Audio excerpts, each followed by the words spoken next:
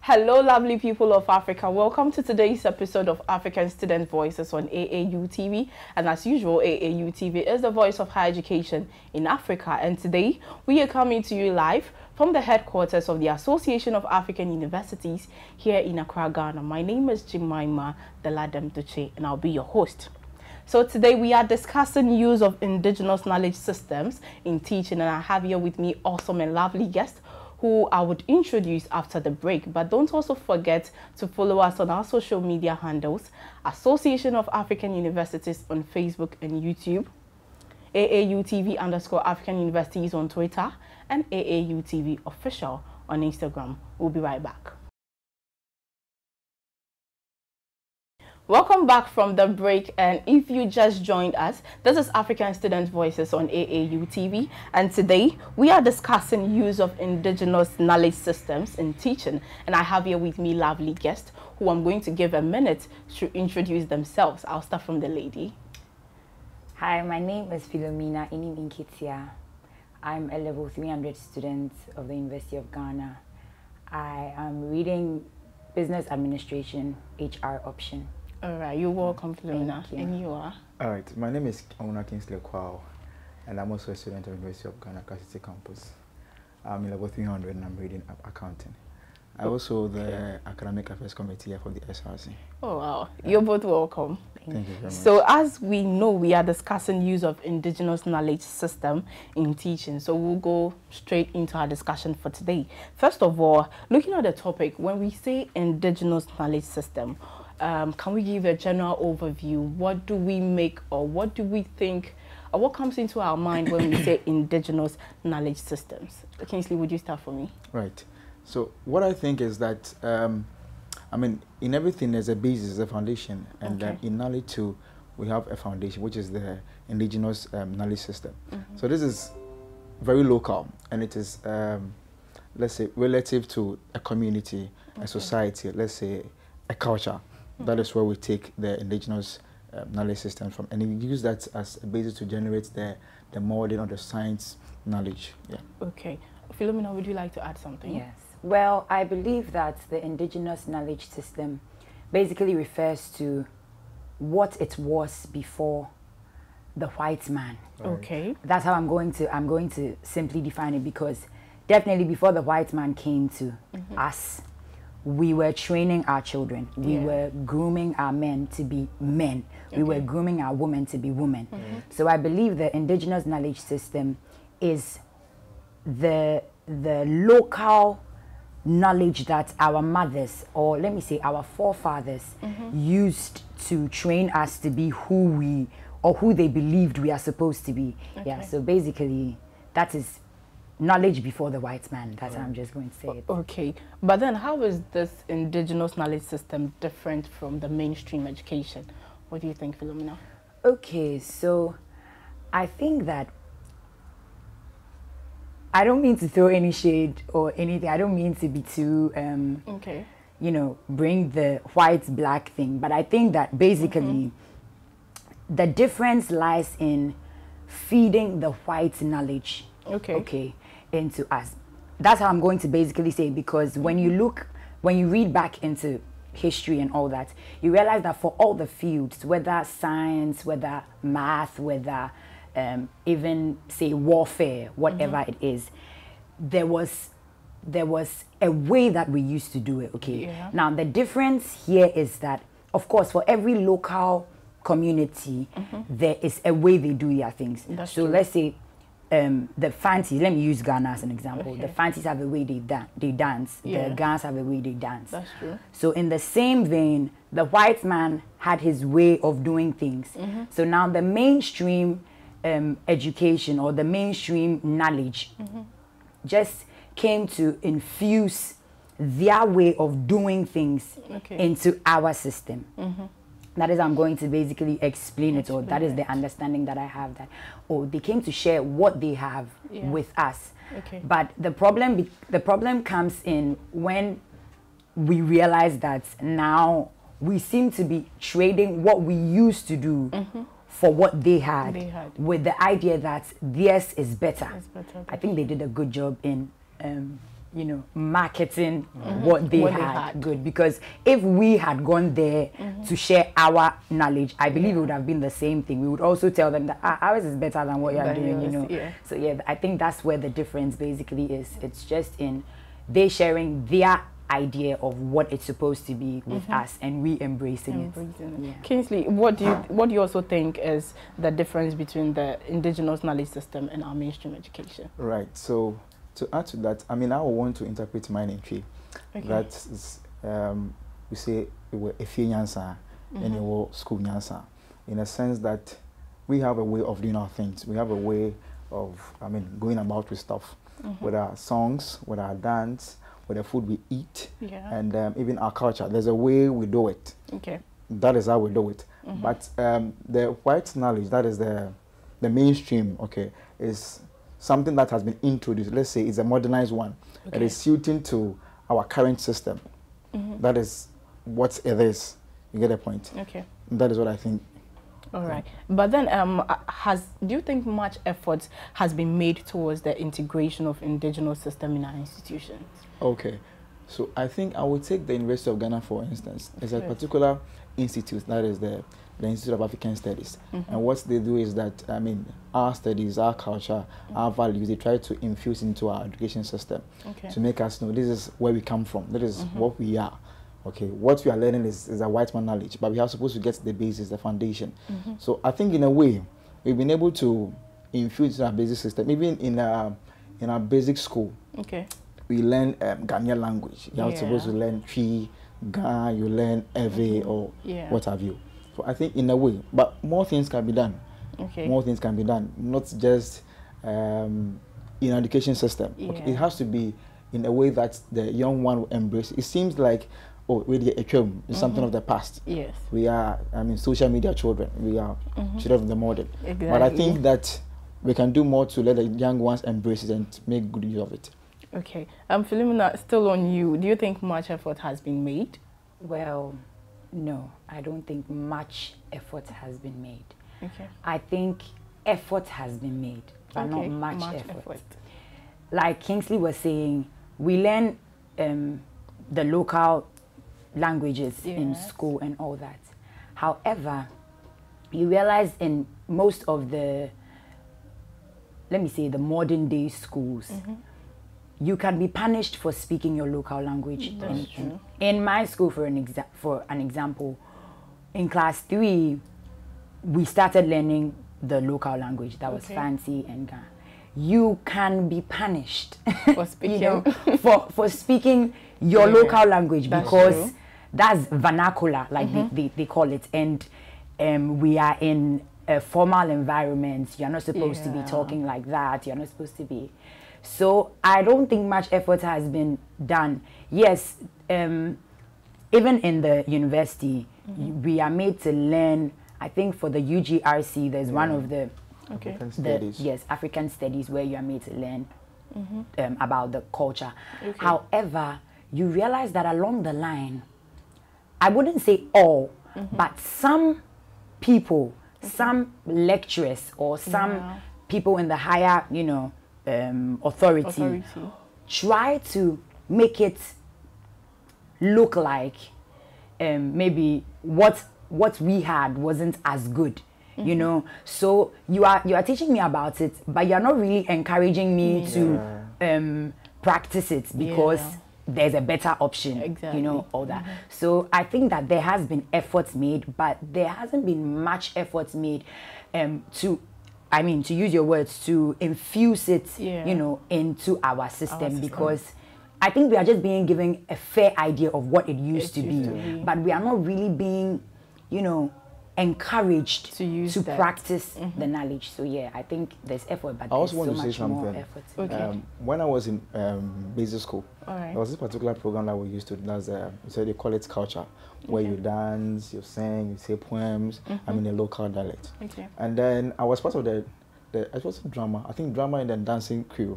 And then I performed. When we came back to school, I think I missed something in my examination, or was it assignment grade? And the teacher was that if it were to be drama or dance, go outside. I go serve you, but this one you can't do. I was like, really? Something I'm doing to help the school, something I'm doing to improve this, and I tell him this. So that's a low way to discourage you. You get the point? That's a low way to discourage you. Say, oh, if I'm doing this to promote our own culture, and I'm told this, how then do I do more about it? You just have to stop. You get the point? Honestly. Okay, but then how beneficial would this indigenous knowledge system be to our education if they are infused? How beneficial do you think they will be?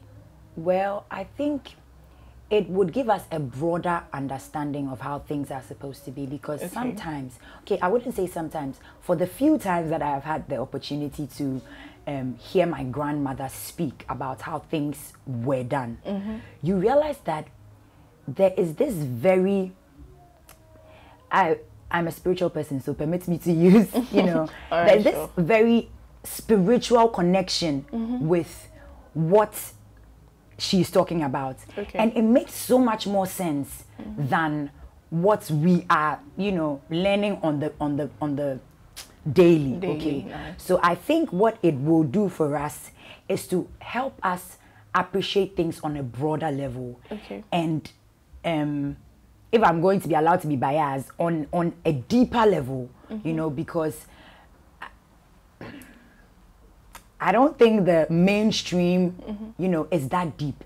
Probably because it is not our own. You know how you can never go, you can never maybe let me say, the bird can never compete with the fish. No matter how skilled the bird is in swimming, right? You can never compete with the fish because it's home. So maybe we are not that deeply connected with the mainstream stuff because that is not who we are. So when we are given the opportunity to, or when the indigenous knowledge system is infused in our education more deeply, I think it would help us be more original. It would help us, show what we actually are than, just trying to mimic all around and all that. Okay. Kingsley, do you have something to add to that? I also think that it will make us appreciate, where we come from, in a sense that, let's say if I go to Volta region, I was Volta region for the past weekend, and then we saw that, and then you appreciate, okay, these are their values. This is the food they eat. This is where they come from. This is it relates to them. If you come to Kwaw, there's a different way we do stuff. And it's also foster development in a sense that the white man in his own sense, no, this is what is good for my society, what is good for my people. And he's trying to infuse that into our system, our way of doing stuff. So if we try to embrace those things, it makes the development very, very difficult in a sense that the ways of doing stuff do not specifically tackle the things that we face here, the problems we face here, our challenges. It wouldn't do so. But if we try to understand how we are. Okay, when I wake up in the morning, I want to eat komi, I want to eat kenke. And the white man says that there is rice. It wouldn't help me because I know it is not what I want. In a way, we are trying to solve the problem, but it's not effective. That is what I think. Okay. All right. So moving on. So taking a course like technology, courses that are technologically inclined, won't it be difficult integrating the indigenous knowledge system into such a course? Kingsley, what do you think? So I think that technology with integrated knowledge system, technology actually has its base from science. And then the science is from these knowledges. It's before you can be able to know the fertility of a particular land, you have to test the nutrients in it. And funny enough, forefathers had the way of testing the fertility in the land. They have to taste the land, the texture, the color, and all that. So if you are able to get this, this is how it's supposed to be tested, this is how it's supposed to be done, we can be able to infuse into technology. Then I know the land doesn't have sulfur, it doesn't have calcium and all that. That I know this is what it needs. I can be able to devise technology to infuse that particular nutrient into the land. Yeah. All right. Philomena, would you add something to that? Okay, I think that it may be difficult because the world is mainstream. So it may be difficult. But I don't think that the difficulty should stop us from you know, sharing that side as well. Because I didn't even know that our forefathers used to taste the land. Yeah. That is so creative, but that is also so nice, because how would you know that if you taste the land, you will know that maybe it lacks sulfur? Maybe our grandfathers didn't know that it was sulfur, but they had a way. Yes, they had a name for it. Like he'll be able to identify that it needs this thing. If I add this herb to this herb, or if I pour this juice, it would work. So I think that it would, like I shared earlier, it would only add up if we share that knowledge as well. Because imagine the person who is learning how to test for the fertility of the land from the mainstream has a particular way to do it from the mainstream, but also knows that if I taste the land, I would be able to identify that this and this and that. I believe the person will be many steps ahead of the person who only knows the mainstream knowledge. So true. Back to the question, yes, it would be difficult because, you know, the majority of the world is mainstream. However, I don't think that the difficulty should stop us from, you know, still infusing those basic things, like those little things, because it would add to it. It would add value to what the mainstream is serving. Okay, I see we are really having quite an interesting conversation, but then we'll go for a quick break, and when we come back, we'll delve more into the discussion. Stay tuned. Welcome back from the break, and if you just joined us, this is African Students Voices show on AAU TV, and today, as you know, we are discussing use of indigenous knowledge systems in teaching, and we were having quite an interesting conversation. So welcome back from the break. Thank you very much. All right, so before the break, we were talking about how it will be difficult to integrate indigenous knowledge system in courses that are technologically inclined. So moving on, I want us to talk about our languages. You know, language forms an integral part of indigenous knowledge system. So do you think our programs or our courses should be taught in our local dialect? What do you think? Yes. Why do you say so? Because it would even help the understanding of it, understanding of whatever the mainstream wants to serve better. Imagine the science teacher trying to teach about let's say technology, right? And you are using English, right? That I have to read more to get to tell me about a subject that I have no knowledge about.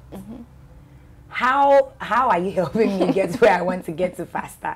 You know, because it just gets more difficult. Already, the subject is new to me. The language is new to me. Can you just help me by doing the new subject in my own language, okay? So that it is just faster. Honestly, I believe that if we're having this interview in Tree, you would have enjoyed it better. Why am I saying that? Because once it's English, of course, we've been to school, we have learned enough. However, if we were in, I don't know the language that you speak really well, but let's just say we all speak Tree really well.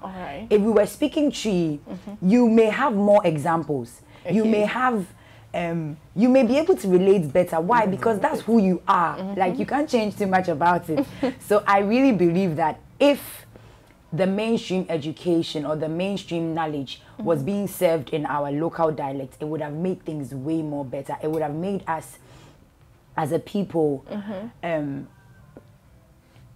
it would have given us a better image of our own selves, because then we know that what we have is not that bad, like the white man makes it look. It's not that bad. If I speak Tree, it is not bad. I mean, in China, they speak Chinese, they speak their language, yet they are still very powerful. We know how powerful the Chinese are, you know. So I think that if we were speaking our local language in the mainstream, you know, environment, it would have been really good. However, like, we are learning French, we are English, we are English, right? You know, we were colonized, we are an English colony.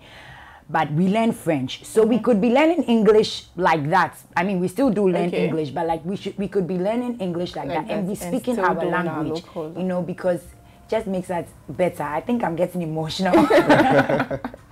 That's understandable. Kingsley, what do you think? All right, so I had an encounter with a friend that I asked him that I want to do accounting outside Ghana, and then where would he suggest? And he was saying if you want to go to UK, that's fine. But he's been in China before. And I asked him, how about China? He said, that side, you have to learn their language before you learn the course. Yes. Or they will teach you the course in Chinese. Wow. So if how are you going to understand? How are you going to understand? You get the point. And I remember when I was in primary school, even our English course, they taught us in Twi. So we're able to relate to it better than those who were learning it in English. That particular setting, we are familiar with the Twi. And then if you are taught English, I mean, obikasa onti, you don't understand. You don't. Course like sample you get the point. So we were taught in Twi, and we appreciated it more than those who were taught in English. That's a particular locality, and even our results in BEC could testify to the fact that we knew what we were doing more than those who were taught in English, because you wouldn't be able to, express yourself in the course you are doing. Suppose you are supposed to write a composition. Because you know, when I translate this in Twi, I can be able to relate it to English. But English, you are taught straight away. You don't know how to express yourself. So I think that in our mainstream education, even our universities, our SHS, in our setting, we can infuse in the local language, so that we'll be able to do away with the barrier surrounding the mainstream, to be able to help us or enhance the application of the mainstream education. Okay, so a quick one. Don't you think shifting right to our local dialects is going to hinder us a bit?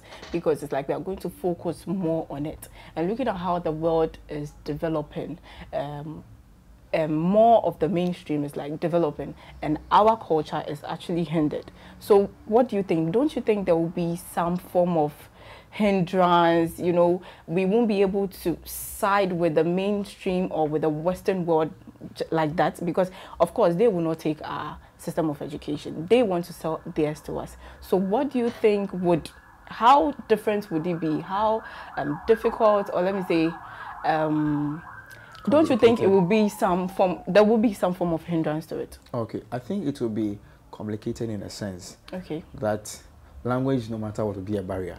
Well, and then if we really want to appreciate what the mainstream on the Western side want to teach us, we'll have to understand what they mean in our language. We'll have to understand what they mean in our language, so we'll be able to relate to it. Okay, I come and I tell you Chinese, meow, you wouldn't get it. But if you're able to translate it into your own dialect, so it means hello or something, you'll be able to, oh, okay, this is what the person means. Even though we are trying to appreciate what they are selling to us, we are translating into our own system, our own way of doing stuff. So we'll be able to appreciate it more, rather than learning that particular side and leaving our side.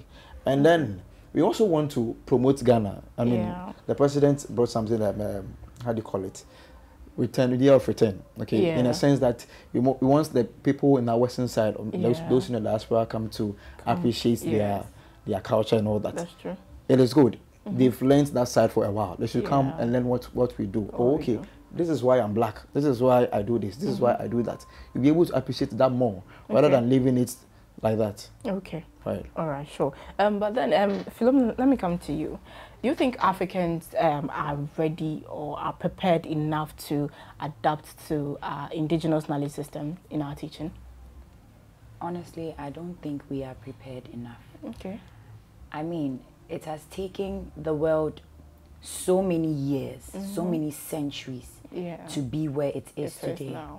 And unfortunately, where it is today is to our disadvantage. That's because our indigenous stuff have been trashed, permit me to use that word, for a very long time. And so it would be very, very difficult to easily or quickly change the narrative. Yes. So I don't believe that Africans are ready for a change. I mean, that was the question, right? I don't believe they are ready for a change. However, I don't think that it should stop the beginning of the process. Okay. Because, of course, we know that there's going to be the end of the world someday to come.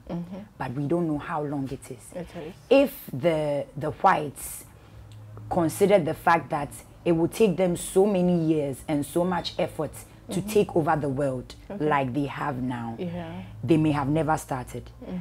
And things would have just been the way it was. But they took the little steps, and gradually, with consistency, now we are here in our country speaking their language to do everything we want to do. Else we are not elite, you know.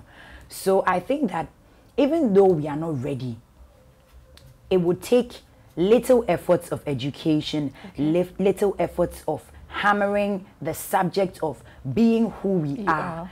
And you know, it will take just those little efforts, and gradually, who knows, maybe in the next centuries, we may not be able to experience the full takeover. However, in the nearest centuries to come, the next generations will be able to say that, oh, we are now who we, our forefathers wanted us to be. I mean, let me use Kwame Nkrumah as an example. We all know about how Kwame Nkrumah wanted Africa to be united, how Kwame Nkrumah wanted Africa to stand as, you know, the powerful continent that it is. But because of all these other ideas that we got from the white men, because of all these other things, I mean, it's a whole subject for another day. We were fighting ourselves, or we were fighting the cause to, you know, be who we are. However, if it had continued, maybe gradually, after his death, there were still people fighting. I mean, of course, as it is now, there are still people fighting, but the voices are so minute that you can't really go far with it. And if you joke, you'll be killed. There are just so many things that come with it. But I just think that even though we are not typically ready, we should continue, you know, we should continue in the little pursuits to educate the generations coming, even our generation, to embrace who we are, and then eventually believe that we can take over the entire world with who we are, with our originality. Okay. So Kingsley, let me come to you. Do you think African institutions are ready or prepared enough to adapt to the indigenous knowledge systems in our teaching? Okay, so I think that it is quite complicated in a sense that we, the young ones, we've evolved. And then we tend to appreciate the Western way of doing stuff more than the local one. And even in our universities, we are taught UGR's African Studies. And we are like, what am I using this course for? I mean, I wouldn't need African Studies. I wouldn't need gender studies. I wouldn't need those things for anything. In my workplace, would I be doing this? No, I wouldn't. So why then am I taught this? We don't tend to appreciate what we are. I mean, who we are. We tend to appreciate the Western way of doing stuff, social media and all that. I remember when I was at Volta region, when I was climbing the Afajato Mountains. People tend to take photos. I'm like, no, we are here to appreciate nature. You're on your phone, you are chatting. Like, really? How then do you know? This is, okay, I came here. Wow, the place is nice. It is green. You get the point. I saw this, it was good. Okay, they eat this. Oh, I saw somebody selling abovi. I saw somebody selling this food. It was nice. We're all on our phone. We tend to appreciate that more than our very own. You get the point. So for us to, I mean, in our institutions, it is very difficult, very complicated, because the youth are the ones going to take the mantle from the old. And the old are trying to impose, we feel they are imposing this on us. And we that are supposed to receive it, we don't appreciate it. How then do we carry it on to the next generation? Very, very difficult. Okay, but then let's talk about some of the factors that is hindering the adoption of this indigenous knowledge systems in our teaching. What are some of the things that are hindering the adoption? Okay, so I think that the way of presenting it is very, very local. And then you wouldn't like how it is. Okay. In a sense that the last time I went to a particular program, and then we were serving asana and then these local drinks. How they presented it was very nice. I was like, wow. if I go everywhere and then it is done this way, we would like that more than the canned ones, those that we've taken in. That would be much better. Yeah. But you go to a particular place, how they've presented it, how the food is displayed, how it is, it's not even attractive to you. How then will you appreciate it? You get the point. So I think that we can present it in a way to suit our living, our current style. Then if that is it, then we can be able to appreciate it. Okay. All right. So let me come to you, Philomena. What is hindering us? Well, I think it is the idea that we have been fed since childhood. That's true. Okay. So if, like I was given an example in my junior high school, if speaking my local language will merit punishment. Exactly. Why would I be encouraged, or why should I be even speaking? You know, so I think it's it's been a lot of effort, you know, shaming what we have.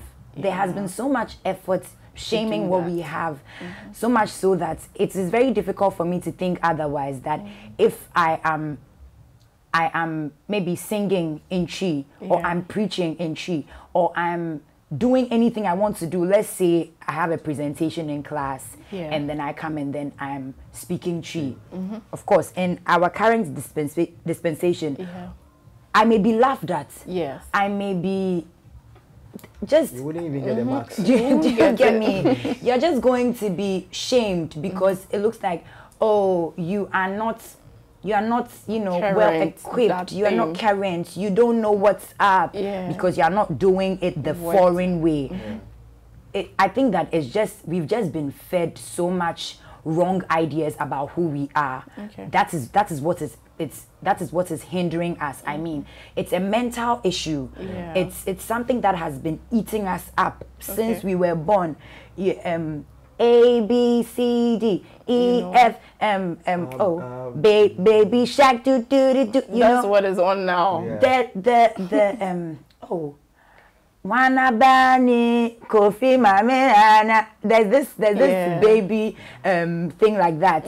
If those things are not even, you know, there these days, some of these children, I mean, let me use my sister's children as an example. They don't really know these songs. All they know is Baby Shark, do. Baby Shark, really. So from that point, the child doesn't have a full appreciation of what we are, you know. Yes, we speak Chi. Yes, Grandpa will say that, hey, Anim-Nketia or something. That's true. But how much of it is she having? So when she grows, it will be very difficult for her to now come and embrace.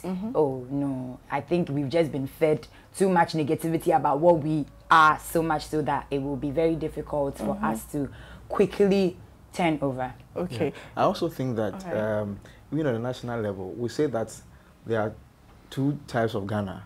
There is those who are in the current Ghana, and there's in the other side of Ghana. It means that our way of life here is way different from what is there. So you wouldn't want to be called that. You wouldn't want to be there. Oh, I want to experience Accra. I heard, oh, the place is nice. There are beaches and all that. Everything is nice. I want to come and see it. Your local side, you wouldn't appreciate it because they see you as Okrasini or somebody of the old. You are archaic and all that. With this, will you want me to still appreciate the local stuff? No, I wouldn't. I would want to learn more about the modern one and appreciate it. But you know, it's funny nowadays when people want to go for this weekend getaways and all that, they go back to the village. That's the point. They go back to their roots, and you know, you ask yourself, so why won't you be here and then enjoy the sea and the pool and the and those things, but then you want to go back to the villages and all that to enjoy it? I think to add to that, it is because of, I would use Kingsley's words, the presentation that these days we are, you know, creating in those local places. So like Blue Moon, like this, I haven't been there though, but I want to be there because it's the presentation is so nice. That's true. Maybe before they came to do all those things in that place, I mean, the land was already there. All those things were already there. Maybe there were even people in the nearby towns who used to walk directly to that side to maybe have some time or have some fun. But because of how it's being presented now, the elite would want to also go there. So I think it boils back to the presentation, how some of these things are being served. Maybe, you know, both things have to be well merged, so that we do not hate one to love the other, but we are going to fully appreciate the two because they both make us better. Okay, so we are almost coming to the end of the show, but then let me ask this. So who takes responsibility of spearheading the integration of Indigenous knowledge system in teaching? Is it the government, or you think it's the lecturers, or is the student? Who should do that? So funny enough, the person or the one I would say is responsible for that education is not part of the options, and that would be the family. All right. I believe that if mom and dad are doing a better job, in educating the child or their child to appreciate these indigenous stuff or this indigenous knowledge, it would be easier for the lecturer to continue. Good. Because if the lecturer is going to start the process, I mean, how many hours do we have with the lecturer? But we have all the time with family. So I just think that it has to start from the home. It has to start from the home. And maybe the role the government would have to play is enforcing some of these things more, so that now the home would also be bound to certain standards. So I think that it should start from the home. Basically, the family should contribute greatly in educating the child so that they appreciate themselves. Then now when they get out there into the society and it is going on there, society just continues with what has already been started. All right, Kingsley, what do you think? I also believe that even in a family there are specific people, I mean individuals. In a sense that the government has to introduce it. So we introduce it, the various agencies, the various settings who educate the people the need and the reason why we are supposed to go this way. And then if the parents or the people in the family, the individuals tend to understand, oh, this is what we mean, this is the reason why we are supposed to do it this way, then we'll be able to impart into the young ones who are coming. So it all starts with the individual. You are supposed to take it up upon yourself. This is what I want to do. This is my way of life. I have to go. I know somebody who he wears African prints all the time. Anytime you see him, he's African prints. So that particular individual, if you associate with that particular individual, you will tend to appreciate the African print. You try to wear it to say, oh, it is nice. And you go to another person. So it travels in that particular order. So I think it starts with the individual. Then we can be able to enforce it at the national level. All right. So lastly, in your opinion, what should be the first step to building confidence in the use of our indigenous knowledge system in teaching? What should be the first step to take in building such? Well, I would still talk about the home. I would still say that the home should create an environment that would aid in confidence building, so that if the home is not shaming the indigenous knowledge, I would be confident about it. I mean, some of us are very confident about all these other things that we do, all these mainstream things, because there's also that avenue outside school that is probably home that encourages you to embrace that.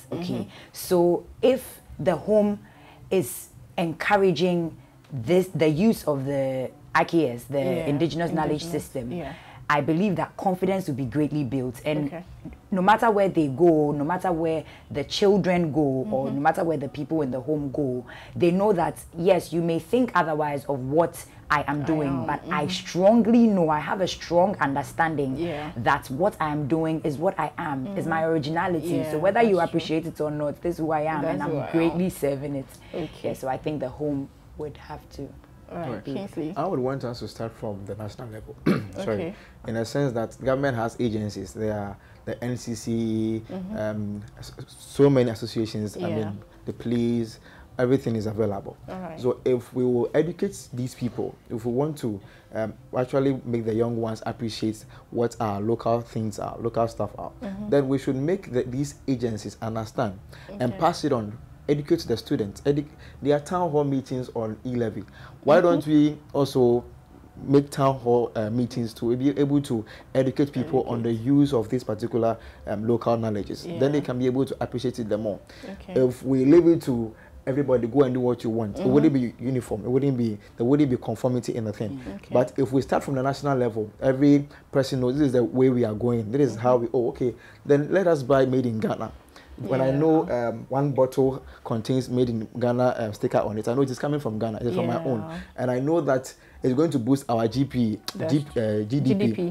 And then going to foster development. I know the reason why we are doing this. I'll be able to appreciate it more than family level, where I know that, well, it is myself. My effort wouldn't do much. So why then do I even force myself to do it? That is what I think. Okay, so thank you very much for coming. It's been really an interesting conversation. Right. So it's been African Student Voices Show on AAU TV, and today we discussed the use of Indigenous Knowledge System in teaching, and we had an interesting conversation.